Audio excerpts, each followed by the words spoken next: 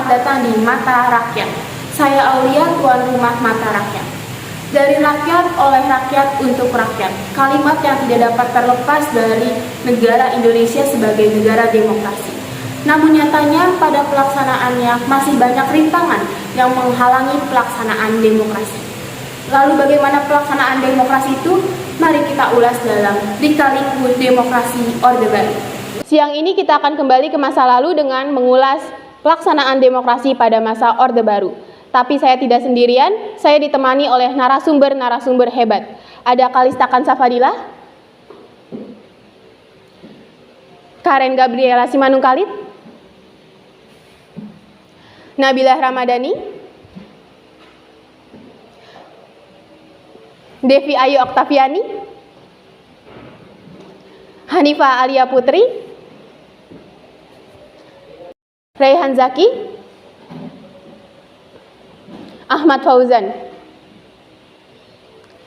Kita akan bergabung dalam Lika-Liku Demokrasi Orde Baru. Pelaksanaan demokrasi pada periode tahun 1965 sampai 1998 mengalami berbagai rintangan. Periode ini muncul setelah gagalnya G30 SPKI. Pancasila dan Undang-Undang Dasar 1945 menjadi visi utama pemerintah pada masa Orde Baru untuk dilaksanakan secara murni dan konsekuen dalam melaksanakan setiap aspek kehidupan masyarakat. Dengan adanya visi utama ini memberikan harapan kepada rakyat. Presiden Soeharto sebagai tokoh utama pada masa Orde Baru dipandang rakyat mampu mengeluarkan bangsa Indonesia dari keterpurukan dan hidup lebih sejahtera. Lalu bagaimana fakta pelaksanaan demokrasi pada masa Orde Baru?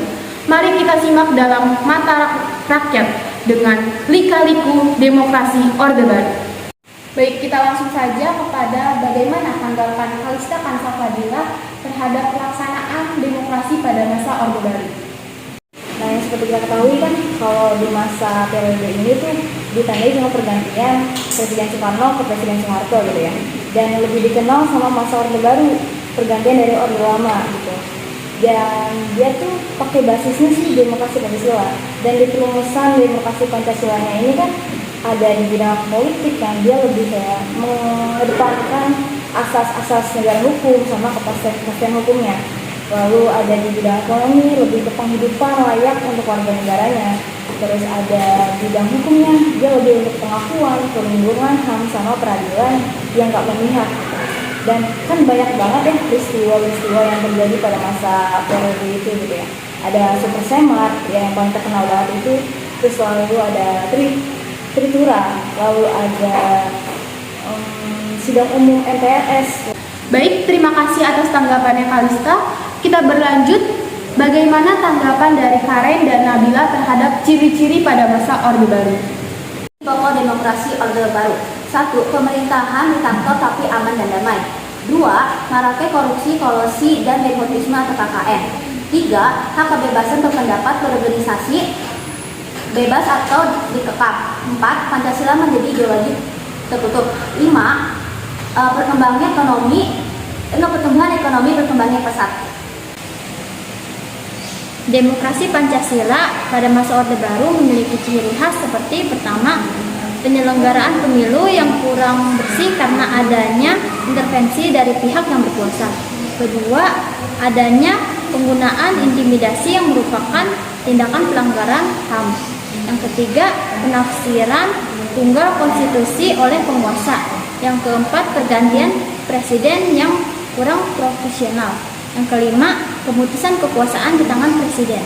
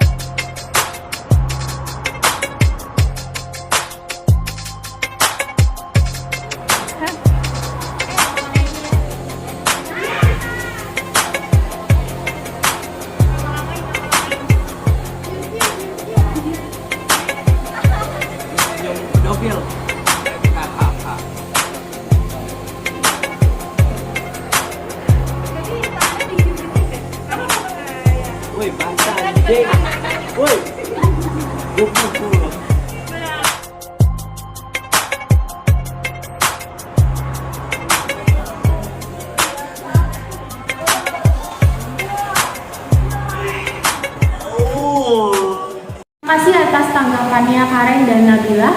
Kita berlanjut, pada masa Orde Baru juga terdapat berbagai kemajuan yang akan dijelaskan oleh Devi dan Hani. Bagaimana tanggapannya? Silakan. Faktanya ada juga kemajuan pada masa Orde Baru seperti perkembangan GDP per kapita Indonesia pada tahun 1968 hanya 70 US dollar dan pada tahun 1996 telah mencapai lebih dari 1000 US dollar. Yang kedua, sukses transmigrasi, dan yang ketiga, sukses pabrik. Dan selain itu ada juga kemajuan lainnya seperti sukses memerangi buta huruf, sukses tripartita yaitu rencana pembangunan 5 tahun, dan investor asing mau menanamkan modal di Indonesia. Baik, terima kasih tanggapannya Hani dan Devi. Namun pemirsa, sepertinya ada perbedaan opini dari Zaki dan Fauzan. Bagaimana tanggapan Zaki dan Fauzan terhadap kemajuan-kemajuan yang terjadi pada masa Orde Baru? Orde Baru ini memang banyak kemajuan, banyak tindakan-tindakan yang sangat merugikan masyarakat, seperti semaraknya korupsi, kolusi, dan nepotisme. Lalu pembangunan di Indonesia banyak yang dibatalkan, dan juga kritik dibungkam dan oposisi diharamkan. Pelanggaran HAM kepada masyarakat yang dilindungi, terutama rakyat Jawa, dan pelaku ekonomi dominan ada yang dipegang oleh masyarakat swasta lebih dari 70%. Begitulah lika-liku masa Orde Baru dalam berdemokrasi. Terima kasih untuk para narasumber yang sudah datang pada hari ini. Tetap saksikan Mata Rakyat. Selamat siang.